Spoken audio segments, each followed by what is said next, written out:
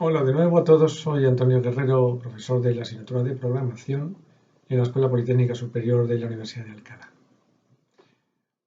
Hoy, para finalizar el tema de ficheros, os traigo un par de vídeos. Uno primero explicando un ejemplo de modo de acceso a ficheros de tipo secuencial, es decir, un registro, un dato tras otro, desde el principio hasta el final del fichero, más o menos.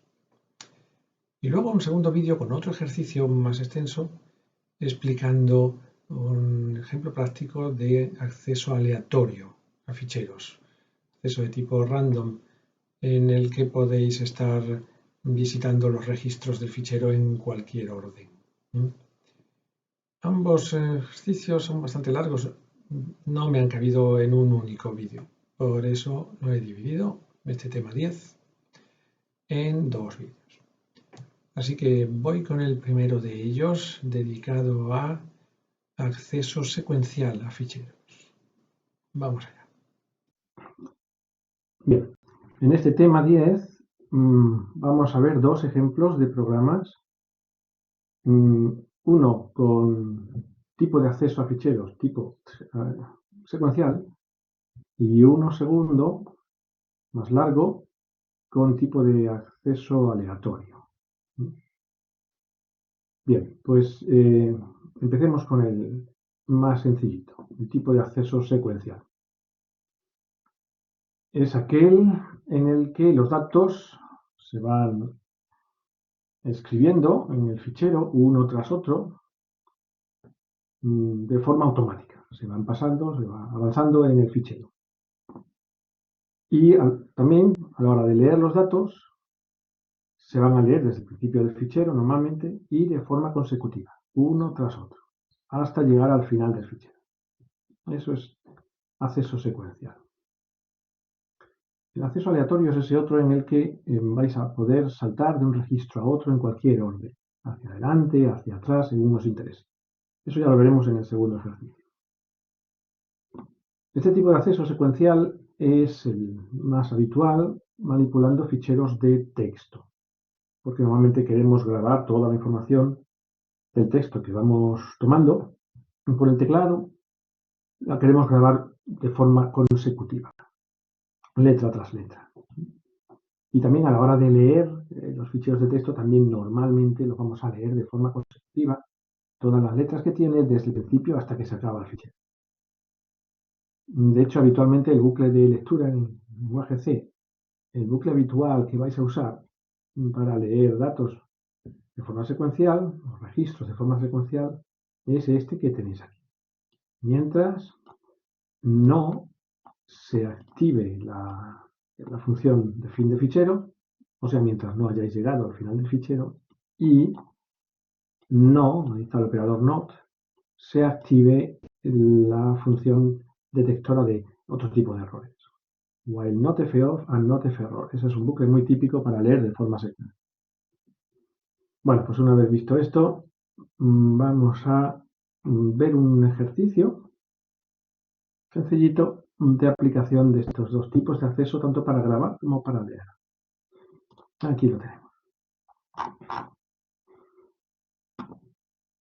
El programa se va a encargar de obtener desde el teclado los datos de consumo telefónico mensual que tengamos y grabarlos en un fichero en disco, en forma de registros.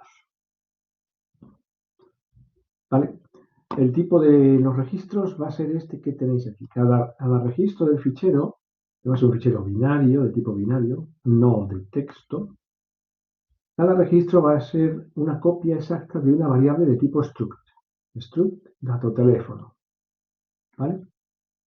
Y esta variable va a tener en su interior tres campos. Mes, año, son datos numéricos enteros, y euros, que es lo que habéis pagado en la factura del teléfono en ese mes. Tres campos nada más. ¿Vale? Pues nuestros registros en el fichero, insisto, van a ser copias una tras de otra de este tipo de variables. Empezando por aquí arriba tenéis los dos includes habituales, stdio y stdlib. Pero aquí os pongo otro bloque de includes específicos de Linux necesarios para construir 3 funciones de apoyo al teclado que a mí me parecen muy útiles y muy interesantes. Son funciones que están en los compiladores de Windows, al menos de Microsoft Windows. Son funciones muy conocidas, pero curiosamente en el Linux que tenemos en el laboratorio no están presentes. Así que las hemos fabricado y aquí os las aportamos.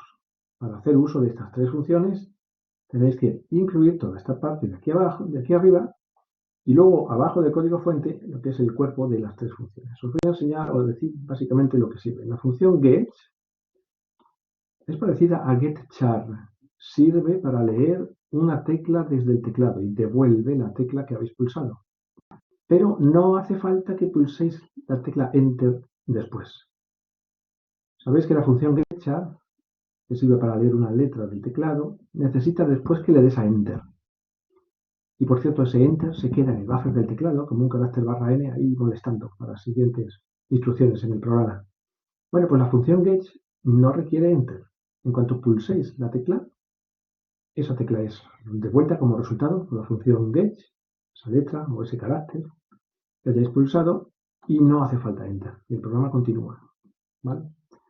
En principio, get no muestra en pantalla la tecla que pulsáis. Simplemente la toma del teclado, la devuelve y el programa continúa. Os ofrezco también otra gemela parecida, se llama getChe. La E significa con eco en pantalla, que es igual que get, sirve para leer una tecla, sin enter al final, que eso es lo interesante de esto. Pero en este caso, la tecla que pulsáis sí se muestra en la pantalla. ¿Vale? Por eso decimos que tiene eco en pantalla.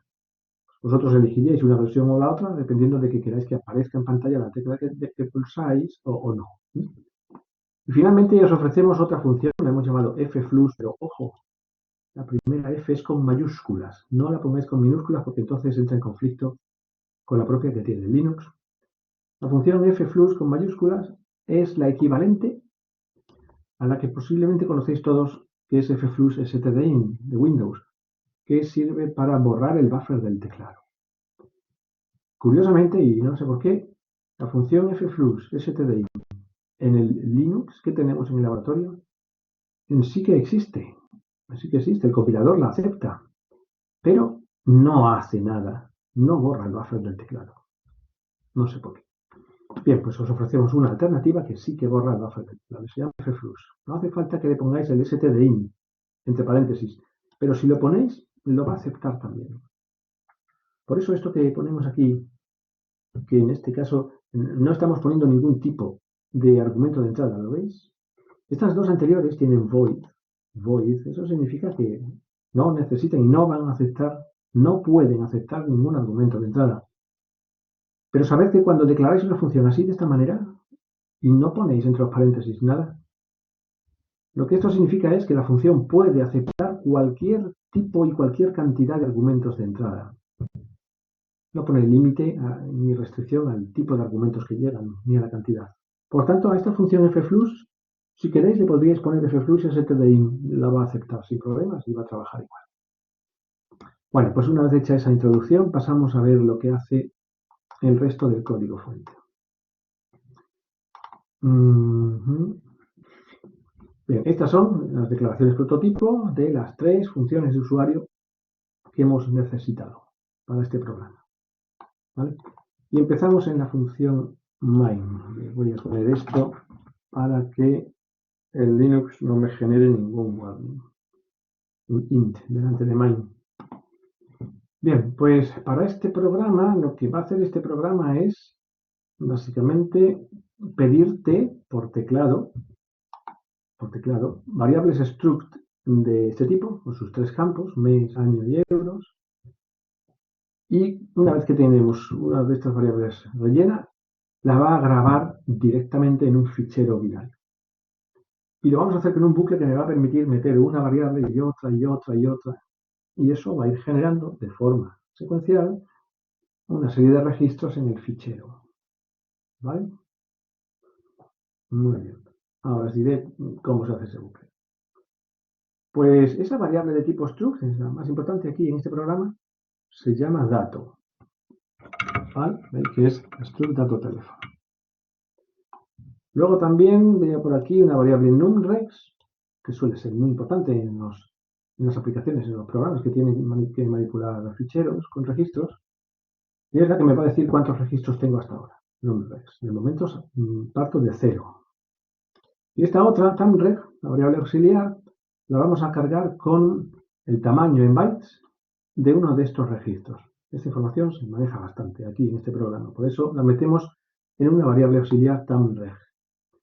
Ya puedo echar una cuenta por encima de cuál es el tamaño en bytes de uno de estos registros. Mirad, hay dos campos de tipo int, ¿verdad? A 4 bytes cada uno, pues 4 más 4, 8. Y luego hay un campo de tipo float que también mide en 4 bytes. Así que cada registro mide solo 12 bytes de longitud. Y ese 12 se va a meter en la variable tamreg. Bueno, sigamos. Para manejar un único fichero, pues declaro un único puntero affine. Y ahora empezamos con las instrucciones ejecutables. Primero vamos a borrar pantalla. Y ahora vamos a detectar si nuestro fichero, que lo vamos a llamar de nombre datostf.dat, si existe ya en el disco o no. Para eso la estrategia, para saber si un fichero existe, es intentar abrirlo con fopen en modo R, en modo lectura. Y además la B de binario, y además el más de que una vez que esté abierto podremos hacer grabaciones también si queremos. Pero hacerlo en modo R. Resulta que si en modo R de lectura el fichero no existe, la orden fopen me va a dar un null.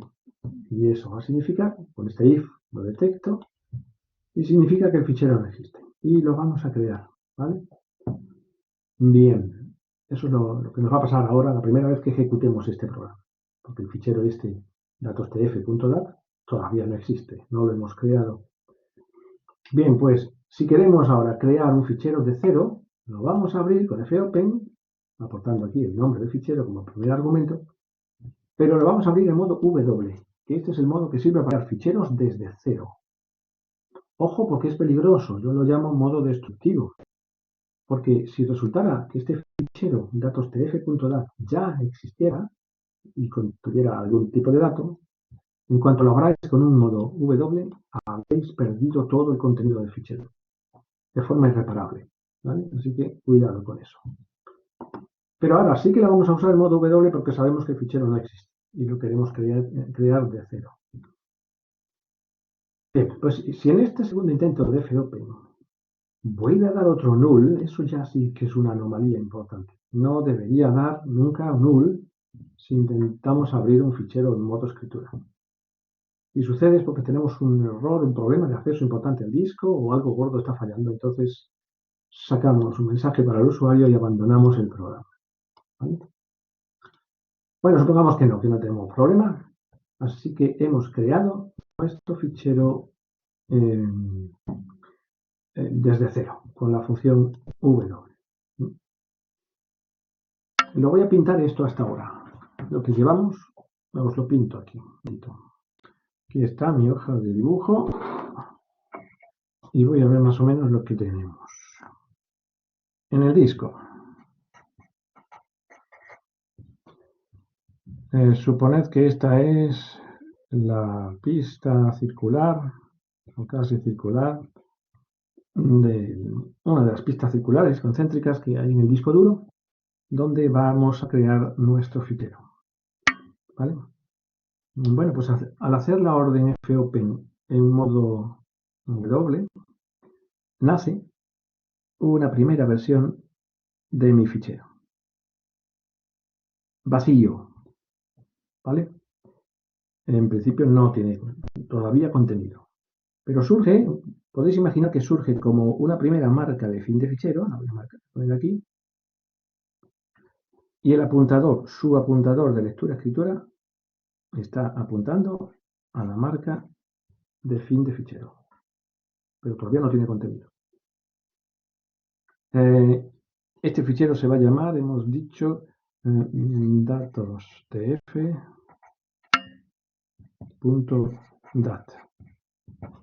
Es mi fichero, ¿vale? Y ahora en la parte de la memoria, ¿qué tengo?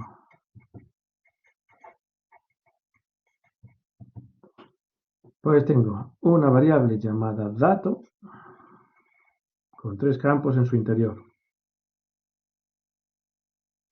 Se llama dato. Y el primer campo se llama dato.mes, dato.año y dato.euros. ¿Vale? Sabéis que cada uno de estos campitos ocupa 4 bytes.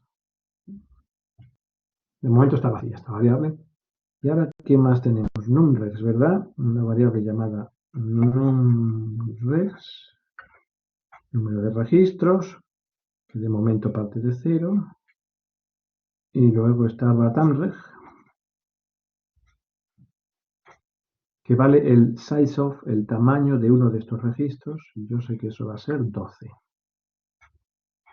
Bueno, pues eso es la situación de partida. Y mi fichero datos.tf acaba de ser abierto. Y el apuntador de lectura-escritura está ahí al principio del mismo. Vuelvo al código fuente. Y claro, después de este if, salto a después del else, aquí ya está llave. Y empezamos a dialogar con el usuario del programa. Y le vamos a preguntar por pantalla, ¿desea introducir datos? ¿Vale? Y si el usuario responde que sí, procederemos a esta parte, que es la de introducción de datos.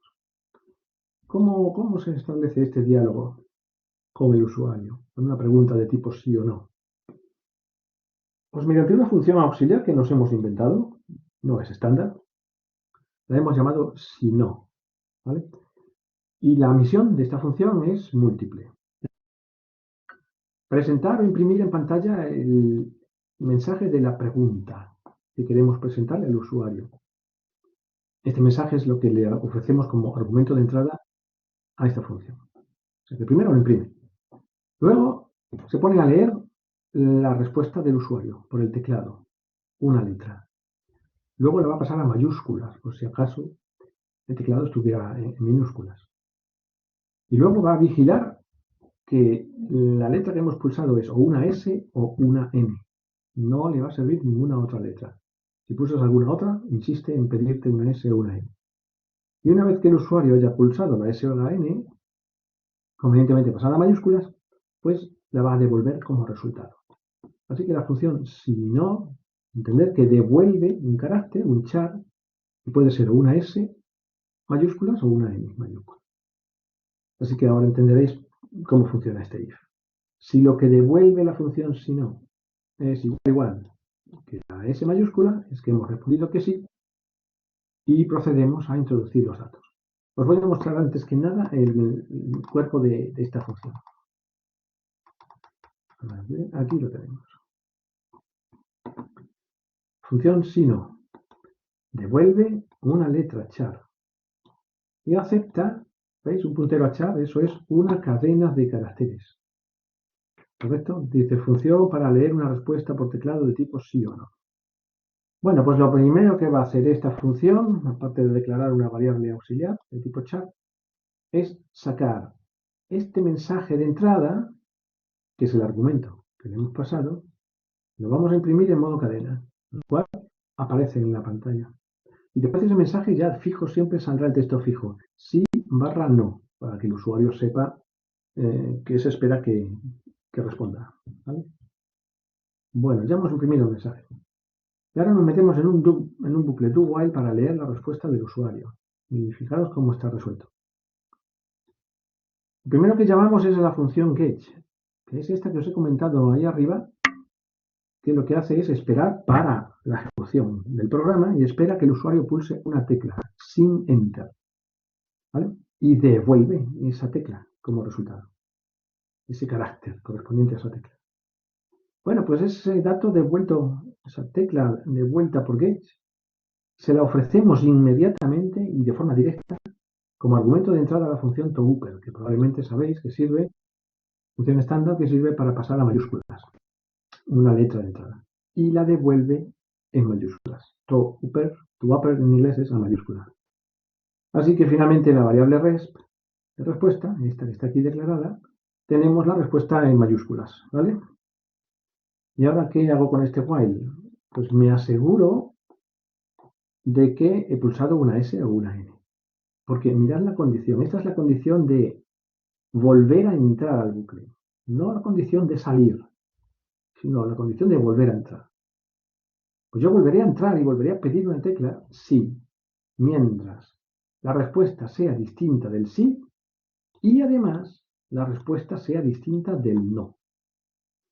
¿Vale? Por ejemplo, una respuesta si pulsáis la Z, entendéis que Z es distinta de sí y además Z es distinta de no, ¿verdad? Pues entonces este antes, ¿cierto? Y voy a entrar adentro del bucle para volver otra vez a pedir la tecla porque me he equivocado. Bueno, pues este bucle va a terminar en cuanto pulséis una S o una N. Entonces esta condición se hace falsa y el bucle acaba. ¿Vale? Bien, ¿y cómo vamos a terminar esta función? Pues vamos a imprimir por pantalla la letra correcta que hemos pulsado. Porque esta función get, que te ha permitido introducir una letra por teclado, no presenta eco en pantalla. O sea, no os deja ver en pantalla la tecla que habéis pulsado. Prefiero mostrar la tecla cuando yo esté seguro de que es correcta y cuando lo haya pasado a mayúscula. Entonces es aquí cuando la imprimo. Imprimo la respuesta en pantalla para que el usuario vea lo que ha respondido y finalmente retornamos como resultado de esta función esa variable res que contiene la S mayúscula o la N mayúscula. Y esa res surge como resultado en la llamada a la función si no. ¿Ok? Bueno, pues ya conocéis esta herramienta que podríais exportarla a programas futuros donde tengáis que dialogar con el usuario con preguntas de tipo sí o no. Podéis copiar esta idea. Por cierto, aquí abajo tenéis lo que es el cuerpo necesario para la programación de las funciones get, getChe, con eco en pantalla, y fflush.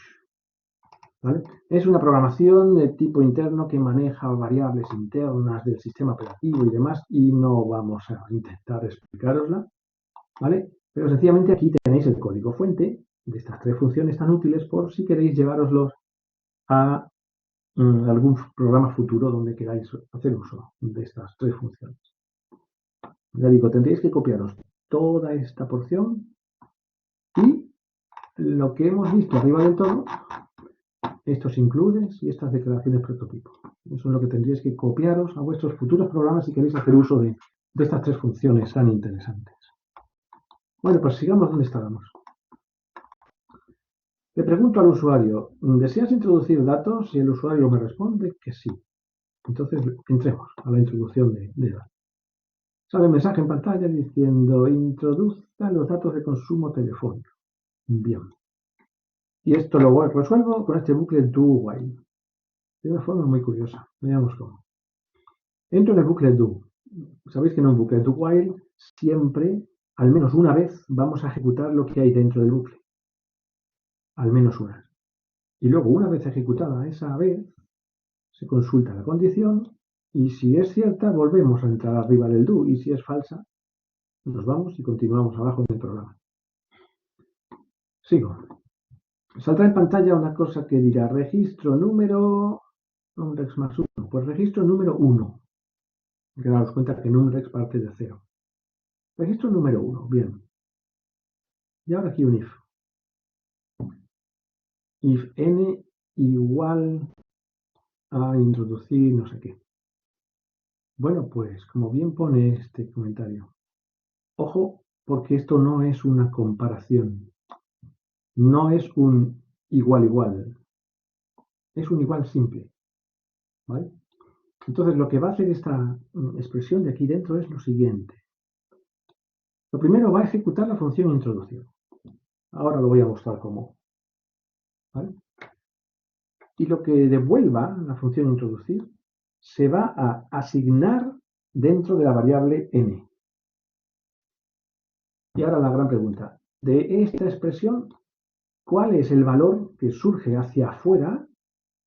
Valor que va a ser mirado por la función if, pues desde el punto de vista lógico.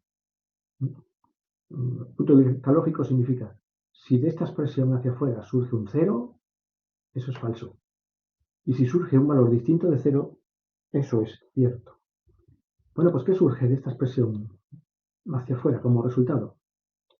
Pues surge lo que devuelve hacia afuera el operador de asignación, que no estoy muy seguro que sepáis lo que devuelve el operador de asignación.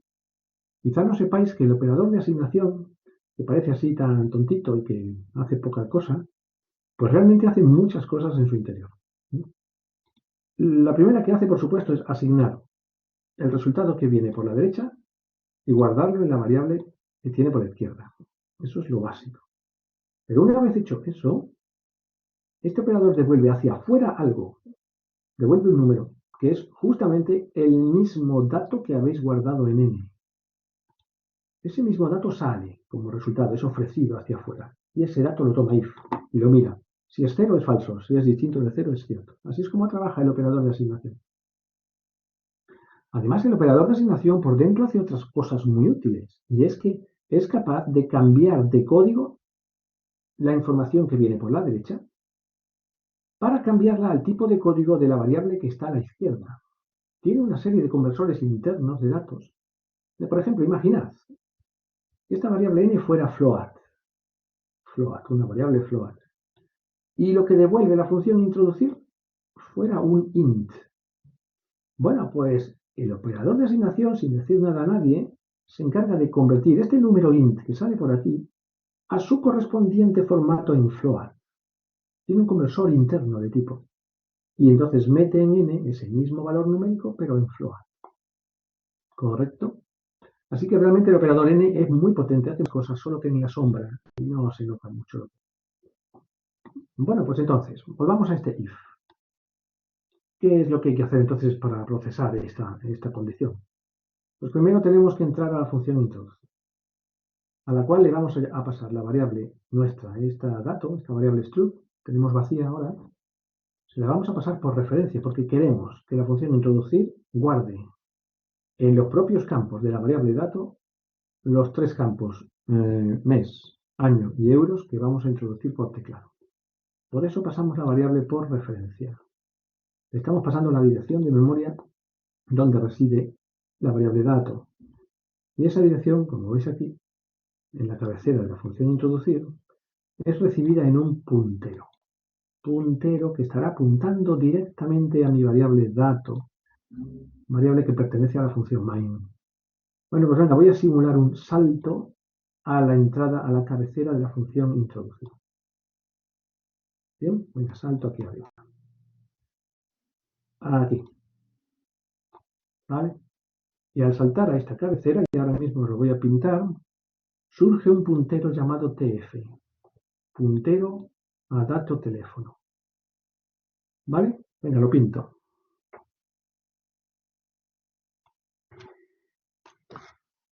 Al llamar a la función introducir, en la cabecera, surge una variable local a la función introducir, tf, que es un puntero, ¿vale? Que apunta aquí, a la variable dato, porque esa es la dirección que le he pasado. Esto significa que dentro de esta función introducir, este campo de la variable dato, el mes, se llamará t flecha mes. Recordad el operador flecha, que sirve para alcanzar a un campo de una variable struct a la que apunta, ¿vale?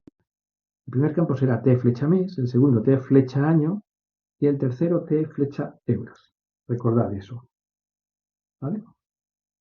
Muy bien. Vuelvo al código fuente. Bueno, pues aquí. Entonces, echemos un vistazo a lo que hace esta función introducir. Veo que tiene tres secciones, tres partes. Esta de aquí referente al campo mes, para introducir por teclado el campo mes. Lo veo por aquí, dame número de mes. Esta segunda sección sirve para introducir el año. Y esta tercera sección sirve para introducir el número de euros. ¿Vale? Veamos cómo lo hace. De nuevo nos metemos en un bucle do while. ¿Para qué? Para asegurarme de que el usuario introduce un número de mes adecuado. Es decir, que no es un mes negativo, que no es 0, y que es un número del 1 al 12. No puede ser ni menor que el 1, bueno, menor que 0 en este caso, ni mayor que 12. Por eso está este bucle do while, ¿vale? Y vamos a permitir que el número de mes valga 0, porque nuestra estrategia para dar por concluida la introducción de datos va a ser que pulsemos como número de mes el 0. Eso es lo que hemos decidido, ¿vale?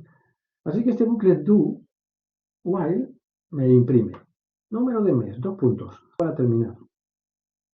Y ahora llamo a scanf. Sabéis que es la función típica para leer un número entero, %d, y guardarlo en la variable que le indiquemos aquí. Pero la variable que le indiquemos aquí tenemos que pasársela como dirección de memoria, con un ampersand delante. Bueno, pues aquí tenéis cómo se llama el nombre de la variable donde vamos a volcar este número de mes. Os lo he dicho hace un momento, tf flecha mes. Pero requiere el ampersand delante, ojo. Aunque tf sea un puntero, este ampersand no va aplicado a tf. Va aplicado a tf flecha mes. Y eso ya es un dato. Y el dato requiere el ampersand delante. Vale, pues ahora scanf para el programa me pide un número, pongamos el 10 de octubre, ¿vale? En el número del mes, sí, 10. Y una vez hecho eso, el 10 que yo tecleo lo meto en el campo mes, scanf devuelve un resultado. También, no sé si erais conscientes de esto, pero también scanf devuelve hacia afuera un resultado. Habitualmente lo usamos, pero es muy útil. Fijaros lo que devuelve scanf. Devuelve un número que es la cantidad de datos de entre los varios que le hemos podido pedir, la cantidad de datos que ha conseguido leer correctamente. Así que, por ejemplo, si yo tecleo el número 10, que es un dato correcto, scanf me devuelve el número 1, diciendo un dato ha sido leído correctamente.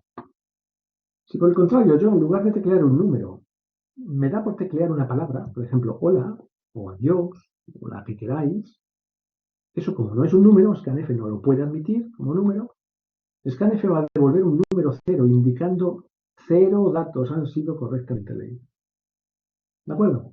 Bueno, pues vamos a hacer uso de esa información que devuelve scanf, la guardo en la variable scn, y ahora mi bucle me va a volver a pedir, voy a volver a entrar al bucle, o bien, si el mes que yo he tecleado es negativo, menor que 0, o bien, si el mes es mayor que 12, o bien, si esta variable scn es la que me ha devuelto scanf, fuera distinto del 1 que yo quiero, ¿vale? Si fuera 0, significa que he tecleado algo incorrecto y tengo que volver a pedir. Pues de aquí está la lógica, esta es la lógica de este bucle while que tenéis. Y de esta variable scn procedente de la función scanf. Muy bien, bueno, pues supongamos que yo introduzco el número 10, que es correcto. Entonces esta condición while es falsa, esta condición de while es falsa, y termino mi bucle. Me planto en este punto. Ya he captado el primero de los campos. Este es un buen momento para preguntar si he dejado el mes a 0. Porque si el número de mes he puesto es 0, eso hemos quedado que significa terminar, no seguir introduciendo más datos, pues esta sentencia return hace que mi función introducir me devuelva un 0. Y ese 0 se va a colar aquí, en la llamada a la función introducir, se cuela en mi variable n. Y eso va a tener aquí algunos efectos.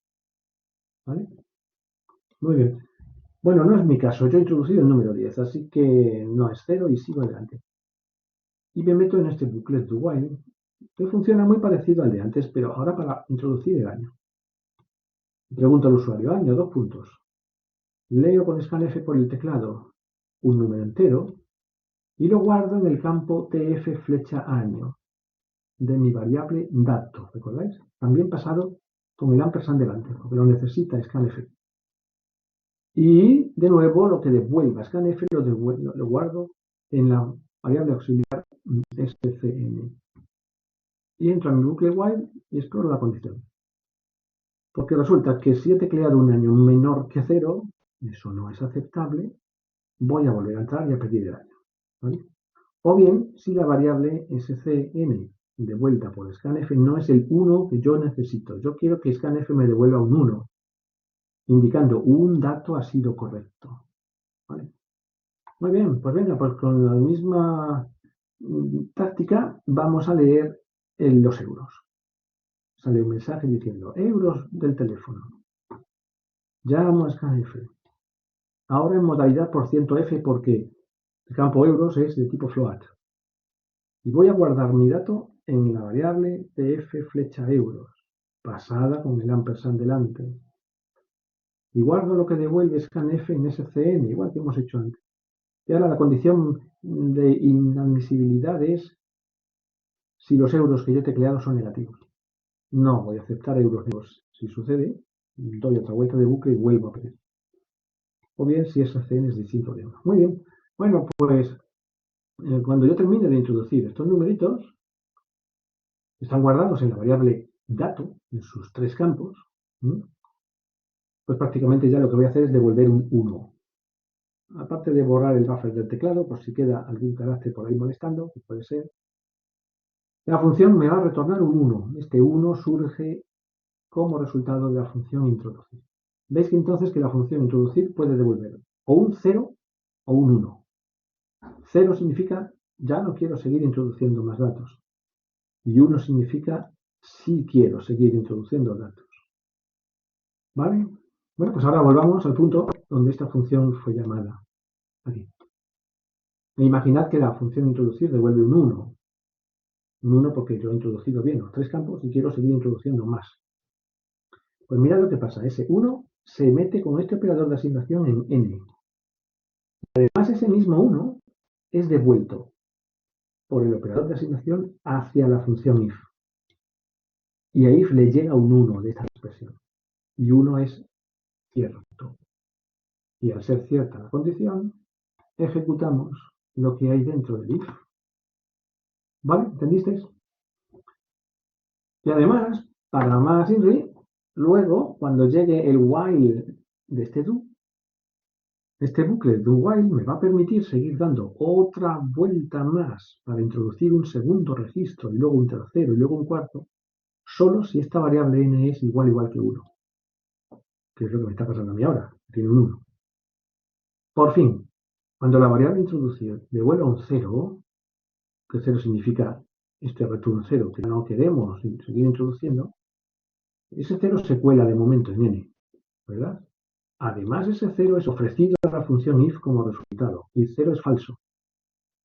Entonces, esta sentencia fwrite y no sé qué no se ejecuta, y además el bucle do while va a terminar. Porque con un 0 en la variable n, esta condición es falsa, y se acabó mi bucle do while y se acabó el seguir introduciendo más registros. Bueno, pero rematemos entonces la tarea. Habíamos introducido un primer registro, se había metido un 1 en n, este if es cierto, y pasamos a esta instrucción. Bueno, pues esta es la instrucción estrella principal de este ejercicio. Esta es la que sirve para guardar en mi fichero toda la variable dato como primer registro del fichero. Y os voy a recordar que 4 argumentos, 1, 2, 3 y 4, necesita la función fwrite, tal como podéis repasar en los apuntes de teoría. Esta función está explicada ahí. Bien, pues lo primero que necesita fwrite es una dirección de memoria, la dirección de la variable que queremos guardar, ¿vale? Que queremos grabar. Esa variable es nuestra variable dato. Me he olvidado de pintarlo, pero ahora lo haré. Ese es el primer argumento, dirección de la variable de memoria que queremos volcar hacia el disco. El segundo, tamaño de esta variable. Pues 12 bytes, lo que tiene TimeRed, el size of dato, tamaño. Tercero, ¿cuántas variables sucesivas de estas quieres guardar? Porque es que resulta que la función fwrite está diseñada para poder guardar de una tacada todo un array. Podríais guardar todo un array de estructuras, de 20 estructuras, de 30 estructuras seguidas, ¿vale? Con una sola instrucción. Tendríais que ponerle aquí el número 20 o el número 30, cuántas variables queréis grabar. Pero en mi caso, como solamente tengo una, esto no es un array, Pues le pongo aquí un 1. Cantidad de datos a grabar, 1. Bien, y último argumento es el puntero al file, el puntero al fichero sobre el que queremos grabar. Y esta instrucción va a hacer lo siguiente. Procedo a pintarlo. Bien, doy un pasito atrás. Recordáis la función introducir, ¿verdad? Pues voy a suponer que con todos esos scanfs que hemos visto, yo introduzco los siguientes datos. Número de mes, 10, octubre. Año 2019. Y euros, ese mes me gasté 35 euros.5. La información está aquí guardada en el código binario interno correspondiente a los números int y a los números float. ¿Okay? Y ahora llego al bucle este, while, en el que lanzo una orden fwrite. Y fwrite pasándole como argumento de entrada a la dirección de la variable dato que mide 12 bytes. Bueno, pues lo que hace la fwrite es copiar íntegramente estos 12 bytes que hay aquí. A partir de la dirección de memoria que yo le he pasado, copia esos 12 bytes sobre el fichero. Así que va a surgir aquí un primer registro. Hasta aquí, pongamos.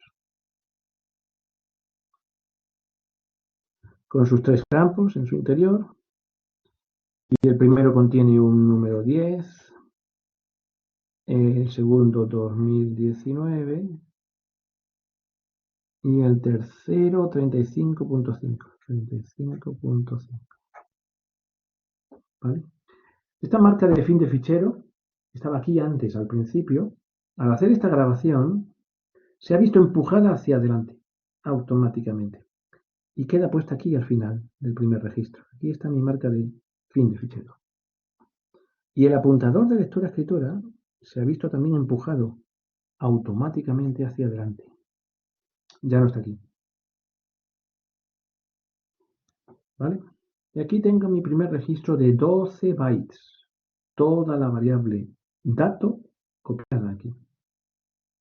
Fijaros que el apuntador se ha visto avanzado, ¿eh? Eso es automático, inevitable. Muy bien. Bueno, pues vuelvo a mi código fuente. Hemos grabado nuestra variable dato y claro, hay otra cosa que me queda por hacer. Actualizar convenientemente la variable número de registro, numrex. Le sumo un 1. Con lo cual ahora mi variable numrex, que estaba aquí a 0, pasa a valer 1. Ya tenemos un registro en mi fichero. Y continúo, y ahora llego al while del do while. While mientras n sea igual que 1, da otra vuelta de bucle.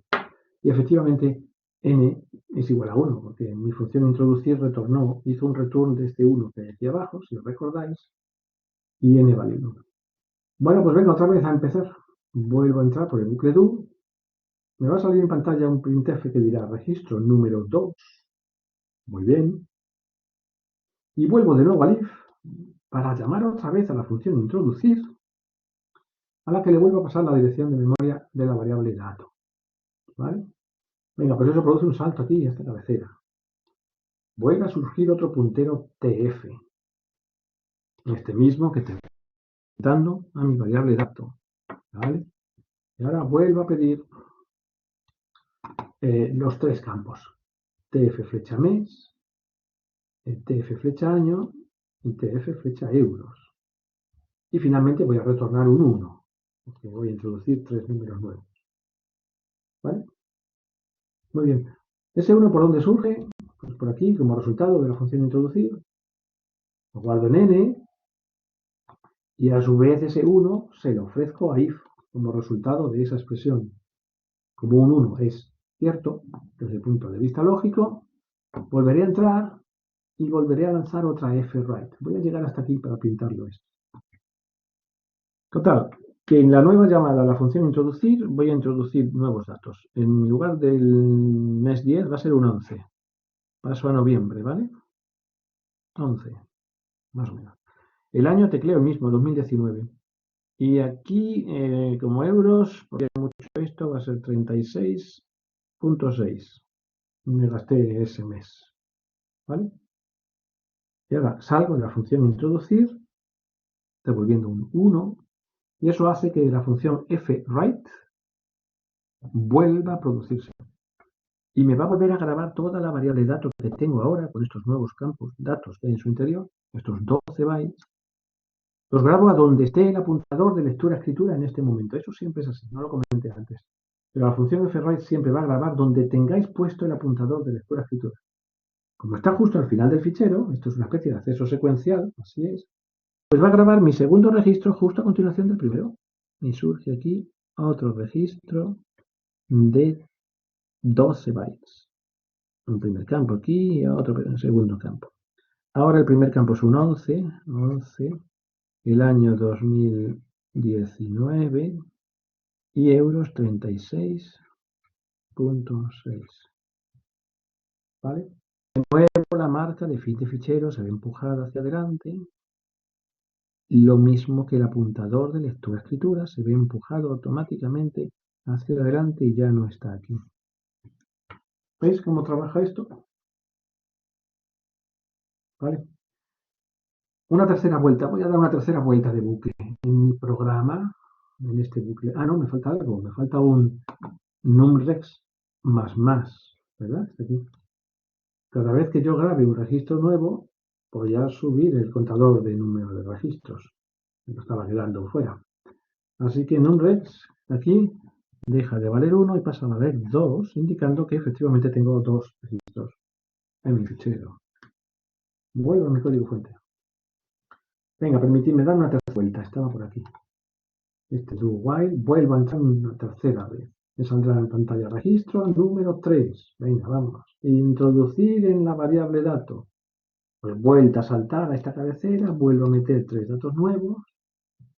Y llegaré finalmente al fWrite y al numrex más. Eso se pinta así. Imaginad que ahora el dato que introduzco ya no es 11, sino que es 12. Diciembre. El año sigue siendo el mismo y este mes me pasé un poco de la raya y gasté 136.6 euros. ¿Vale? Bien. Luego se produce la función fWrite, que me graba de nuevo todo mi variable dato sobre el fichero. Así que mi fichero sigue creciendo. Un registro tras otro al final del fichero. Eso se llama acceso secuencial. Aquí tendré mi 12, 2019 y 136.6. La marca de fin de fichero sigue estando al final del fichero siempre, esa es su misión, y el apuntador de lectura-escritura llega a ponerse ahí al final del mismo. Así que con esto podéis hacer crecer vuestro fichero todo lo que queráis, sin límite. Bueno, el límite es que se os llene absolutamente el disco duro, cosa que normalmente no sucede. Muy bien. Bueno, espero que esto más o menos hasta aquí lo hayáis entendido. Vamos a seguir con el ejercicio.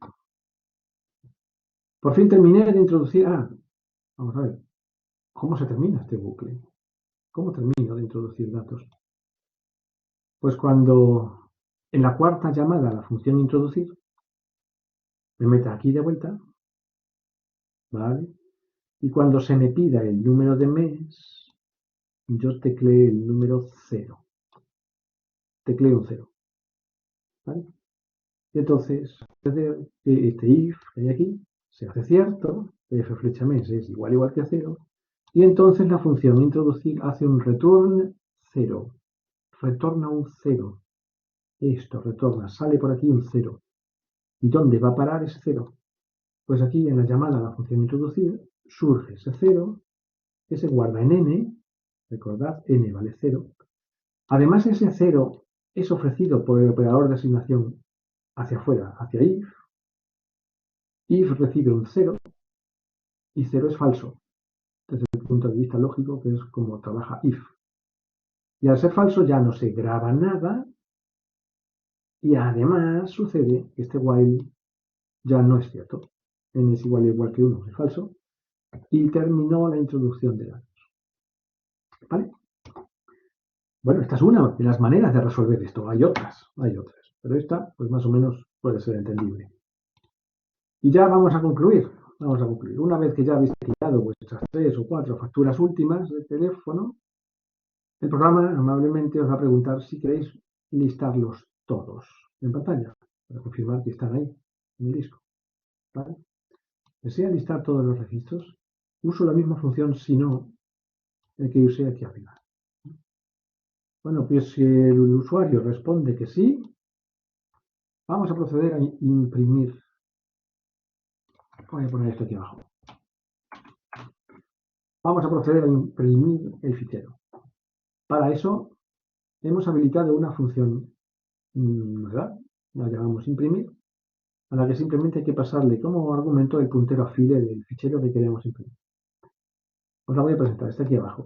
Y esta función imprimir de nuevo produce un acceso secuencial al fichero, pero esta vez para leer.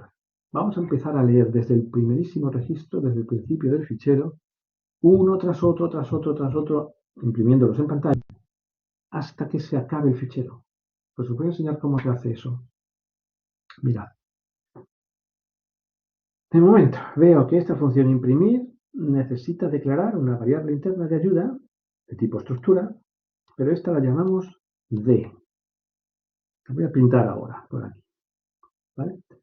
Y veo también ahora otra n igual a 0, que no recuerdo ahora para qué sirve. Voy a mirarlo ahora. Borramos pantalla. System clear. ¿Vale? Retrocedemos el apuntador de lectura-escritura al comienzo del fichero. Apuntador de lectura-escritura al principio del fichero. Voy a pintarlo esto ya hasta aquí. Un momentito. Y para pintarlo voy a borrarme, si puedo, algunas de estas flechas que me molestan. Más fácil. Esta también me molesta.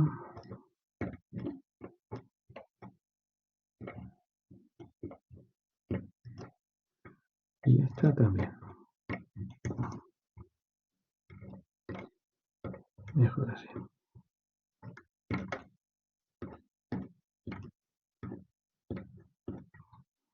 Bueno, más o menos. Esta tampoco está aquí.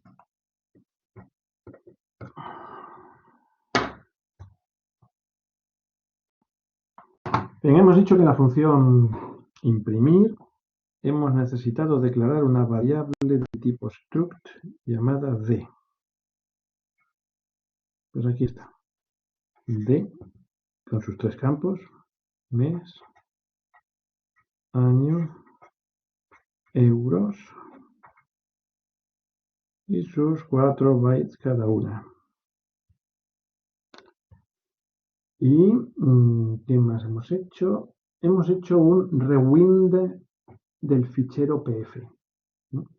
Pues eso hace el rewind, hace que el apuntador de lectura-escritura venga a posarse sobre el primer byte del fichero. Aquí ya no hay ninguna marca de fin de fichero. Esto es lo que había en un principio, pero ya no. Viene al principio del fichero. Este es el apuntador de lectura-escritura. ¿Vale? Sigamos con el código fuente. Vamos aquí, rewind pf.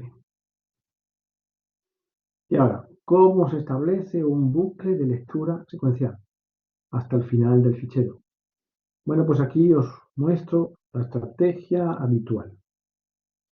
Primero, y antes del while, leéis el primer registro del fichero y lo vamos a leer en la variable nuestra D.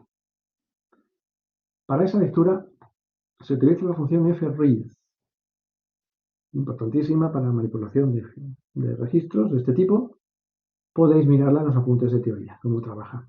Pero os voy a refrescar la memoria sobre sus 4 argumentos de entrada que necesita. Bueno, pues son los mismos argumentos y en el mismo orden que hemos usado para la fwrite que había por aquí. La función fread ahora intenta traer información desde el disco a la memoria. Justamente el sentido inverso a lo que hacía fwrite, ¿vale? Porque fwrite intenta grabar desde la memoria hacia el disco. Pues fread es al revés, es leer. Read es leer, desde el disco a la memoria.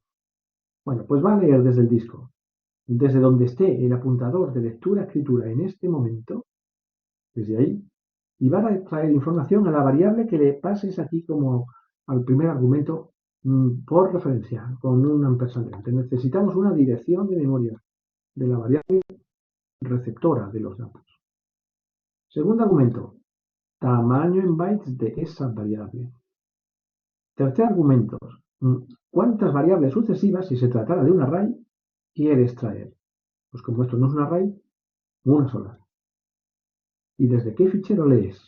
Desde el apuntado por pf. Eso es lo que hace la función fread. Pues fijaros lo que va a hacer eso, os lo voy a pintar. Esa sentencia fread se va a traer de una tacada todos estos 12 bytes. Los estoy redondeando aquí. Todo ese primer registro va a venir a mi variable d. Vendrá el número 10 de octubre en 2019 y aquí era 35,5 euros. ¿Vale? Información de aquí hacia acá. Además, el apuntador de lectura-escritura se ve empujado automáticamente hacia adelante. De eso no tenéis que molestaros, lo hace él solo. Y se queda justo al principio del registro número 2, el segundo registro. ¿Vale? Mirad, ya tengo aquí los datos de mi primer registro. ¿Qué tengo que hacer con ellos? Pues estábamos en la función imprimir. Quiero simplemente imprimirlos en pantalla. Vamos a ver cómo se hace. Bien, ya leí mi primer registro, ¿verdad? Este ferry. Bueno. Pues ahora es cuando nos metemos en el bucle while para explorar y ir avanzando de forma secuencial. Y este while es siempre prácticamente lo mismo. Dice lo siguiente. Mientras no, ¿veis el operador not que hay ahí? Mientras no esté activa la función feof, que es la que detecta que habéis llegado al final del fichero, y no esté activa la función ferror, que es la que detecta si ha sucedido algún otro tipo de error inesperado, eso nunca debería suceder. Si los dos indicadores de error están desactivados, puedes entrar al bucle, ¿vale? Y en este bucle lo básico que tengo que hacer es imprimir con este printf los tres campos, el mes, el año, el consumo, y los campos que voy a imprimir son d.mes, d.año y d.euros. Mirad lo que es d. D es el nombre de esta variable. D no es un puntero, D es el nombre propio de la variable. Pues a partir del nombre de la variable, para acceder a los campos se usa el operador punto. D.mes, D.año, D.euros. ¿Correcto? Y veréis aparecer ahí el 10, el 2019 y el 35.5. Muy bien. ¿Qué tengo que hacer para pasar al siguiente registro? De momento esto lo voy a obviar. Pues para pasar al siguiente registro, vuelvo a utilizar la misma instrucción fread que puse afuera para leer el primer registro. La misma. La uso para leer los siguientes. Todos los siguientes. Cada vuelta de bucle en un registro. Hasta que se llegue al final del fichero. ¿Vale? Así que esta sentencia segunda, fread, vuelve a traerme sobre mi variable d, que es esta que estoy pasando aquí, todos los 12 bytes de mi fichero, ¿vale? Leyéndolo a partir de la posición donde está el apuntador de lectura-escritura en este momento. Eso es crucial. fread lee siempre desde donde esté el apuntador ahora. Y fijaros dónde está el apuntador ahora. Está al principio del fichero. No, al principio del registro número 2. Así que me parece que esa segunda fread me va a traer estos 12 bytes que hay a partir de aquí, ¿vale? Estos 12 bytes que hay aquí, y me los va a traer a mi variable d. Además, el apuntador de lectura-escritura automáticamente se ve empujado al siguiente registro. ¿Vale? Ahora, claro está, en mi variable d ya no tengo un número 10 para el campo mes, sino que es un 11. Aquí está, un 11. ¿Veis? Que era lo que había aquí, este 11. 2019 y aquí había 36.6. Es lo que me he traído aquí. Vale. Y ahora venga, vuelta a imprimir. No, falta algo. Después de hacer este ferriz, ¿quién me engancha? Me engancha la llave del fin del while. Así que esta llave me vuelve otra vez aquí arriba. Sabéis que un bucle while funciona así. Bien, pues otra vez vuelvo a consultar. ¿Has llegado al final del fichero? No. ¿Se ha producido algún error? No. Bueno, pues si es not fin de fichero y not error, entra al bucle. Imprimo mi segundo registro por pantalla. ¿Vale? Luego otra fread que me lee el tercero. Voy a hacerlo, voy a simularlo. Esta tercera fread va a hacer lo siguiente. Me lee el apuntador, no, me lee todo el registro tercero y me lo trae a D. Además, el apuntador avanza y esta vez se queda posado sobre la marca de fin de fichero, ¿lo veis? Ya no hay. Después del último registro está esa hipotética marca de fin de fichero que aunque no ocupa espacio en el disco, conceptualmente está ahí. ¿Vale? Bueno, así que me viene a la memoria este número 12 que hay aquí, en este último registro, 2019, y 136 euros. ¿Vale? Bien, aquí, FR. Ahora me engancha mi llave de vuelta al while. Subo arriba al while. Y ahora consulto el indicador de FEOF. Y aquí viene la gran duda que quiero que conozcáis bien. Atención aquí. La pregunta sería, ¿se ha activado ya la función FEOF por el hecho de que el apuntador de lectura-escritura sea posado sobre la marca de fin de fichero? Respuesta importante. No. Todavía la función FEOF no se ha activado. Porque para que la función FEOF se active, tenéis que producir un intento de lectura directamente sobre esa marca. Y me parece que la lectura todavía no ha llegado a leerla. Se ha quedado en las puertas, pero no ha llegado a alcanzarla. Así que, como todavía no ha sido leída la marca de fin de fichero, esta función FEOF sigue desactivada. Así que esta condición sigue siendo cierta y eso me permite entrar por tercera vez a mi bucle para imprimir, claro está, mi tercer registro que me quedaba por imprimir. ¿Cuándo va a terminar este bucle? Pues cuando en una cuarta llamada a FRID, voy a simularla, nada más empezar la FRID se va a encontrar con la marca de fin de fichero. Entonces sí, es cuando saltan las alarmas. Ahora es cuando la función FEOF se activa. Y el not FEOF es falso. Y un falso en un AND, sabéis que hace que toda la condición sea falsa y el bucle terminó. ¿Ok? Y ha terminado porque ha llegado al final del fichero y porque se ha activado la función FEOF. ¿Correcto? Muy bien, y ahora toca explicar qué es estas dos instrucciones que se han colado aquí dentro de este bucle. Pues estas dos sirven para evitar el posible efecto de scrolling vertical en la pantalla cuando imprimís muchas líneas de texto que no caben en lo alto, a todo lo alto de la ventana de impresión. Imaginad que tenéis aquí 100 registros metidos. En vuestra pantalla de impresión, en el terminal, por ejemplo, el terminal de Windows, del Linux que tenéis en el laboratorio, ese tiene una capacidad límite de líneas de texto que ellos rondarán las 40. No podéis imprimir más de 40. ¿Qué pasa cuando, estando llena la pantalla, seguís imprimiendo más y más y más?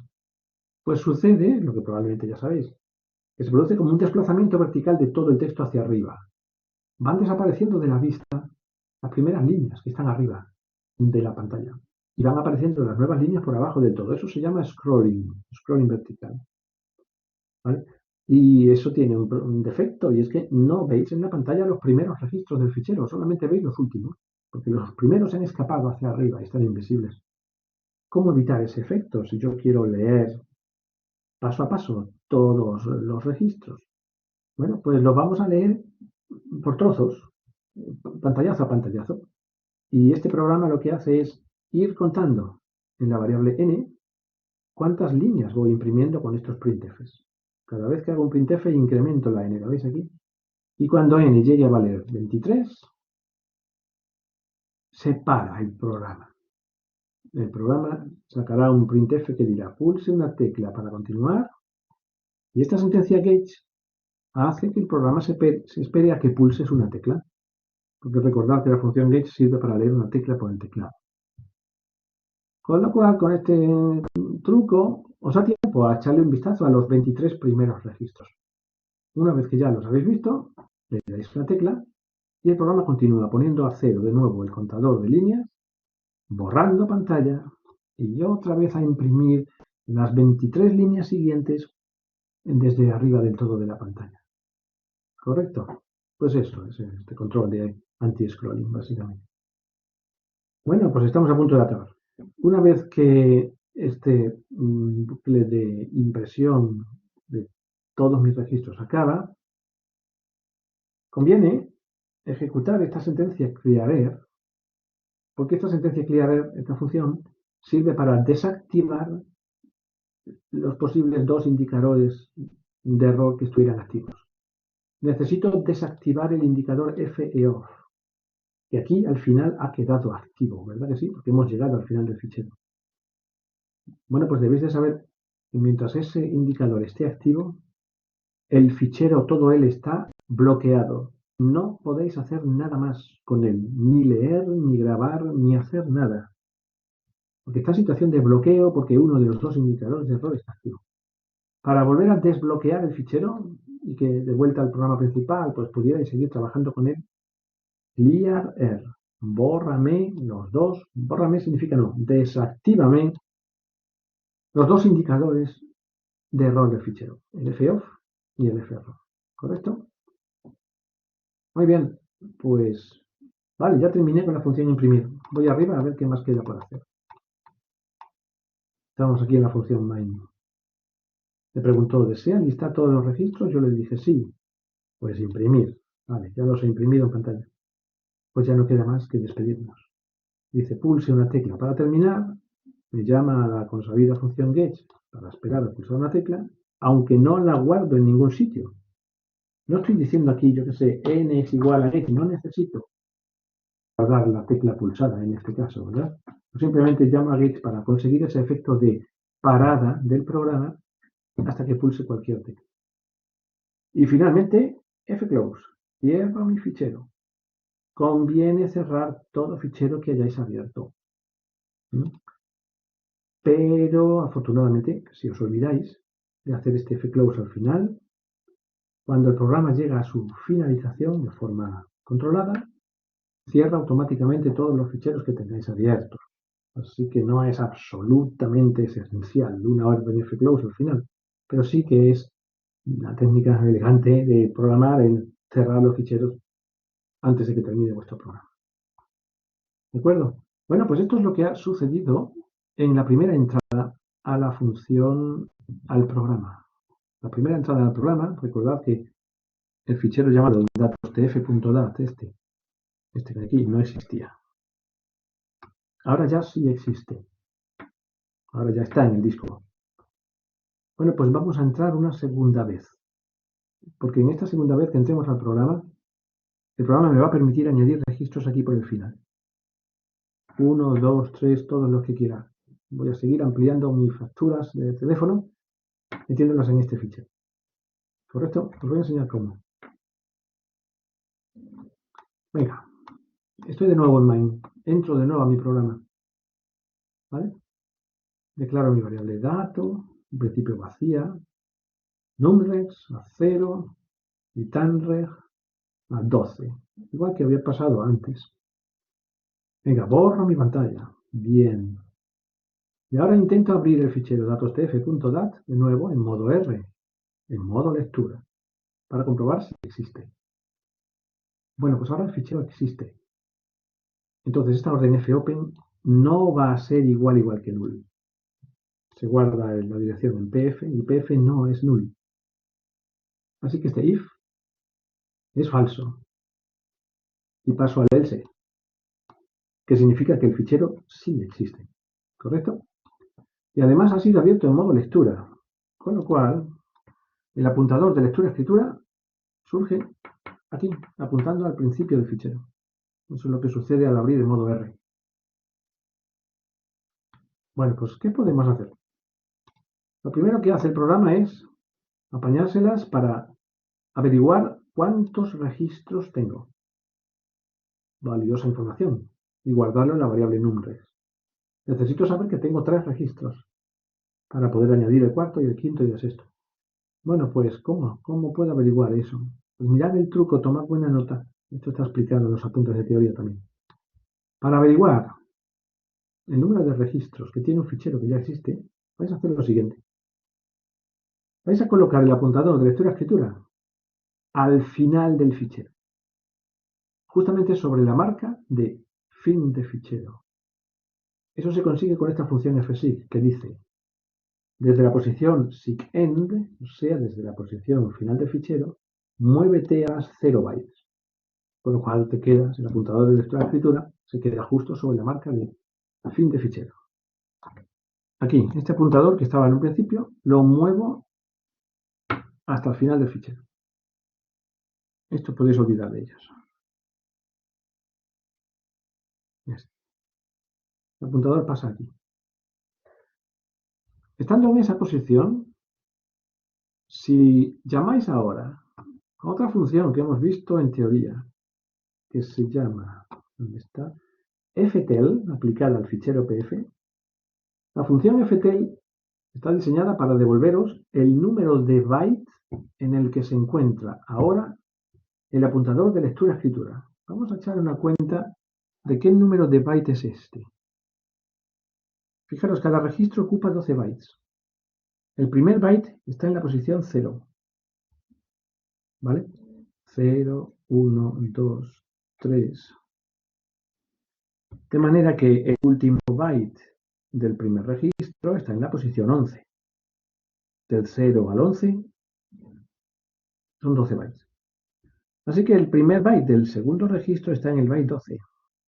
12, 13, 14, 15, 24 hasta el 23, que es el último byte del registro número 2. El primer byte del registro 3 está en el byte 24. 24, ¿vale? 25, 26, 12, 24, 36, hasta 35. 35. De manera que la marca de fin de fichero está en el byte 36. ¿De acuerdo? 36 es donde está ese byte. Bueno, pues si en ese momento, cuando está el apuntador de lectura-escritura aquí al final, llamo a ftel me devuelve 36. ¿Vale? ¿Y ahora cómo averiguo que tengo 3 registros? Pues divido ese 36 entre 12 bytes, que es lo que ocupa. Y yo sé que ocupa cada registro. Así que 36 entre 12, 3, justamente el número de registros que tengo. Esa es la manera de calcular cuántos registros tiene un fichero. Vamos a ver cómo se hace eso aquí. Justamente. Muevo el apuntador al final del fichero. Llamo a ftel, que me devuelve 36. Y lo divido entre 12, que es lo que tiene la variable tamreg, tamaño de un registro. Resultado, 3. Y en mi variable numregs meto un 3. De partida ya, nada más empezar el programa, aquí en numregs, aquí a la derecha, lo veis, yo ya sé que mi fichero tiene 3 registros. ¿Correcto? Muy bien. Bueno, pues procedamos a ver qué cosas raras hace el programa aquí ya para terminar. Una vez que sé cuántos registros tiene, veo que este programa me informa. Me dice, hay 3 registros en el fichero. Este %d veis que se alimenta de numregs. Y de nuevo, amablemente, el programa me pregunta, ¿deseas listarlos para saber lo que tienes de antemano de partida? Y solo si yo le respondo que sí, voy a llamar a la misma función imprimir que he usado aquí abajo. Es la misma que os he enseñado antes. Esta función imprimir se va a encargar de presentar por pantalla los 3 registros que tengo. ¿Vale? Muy bien.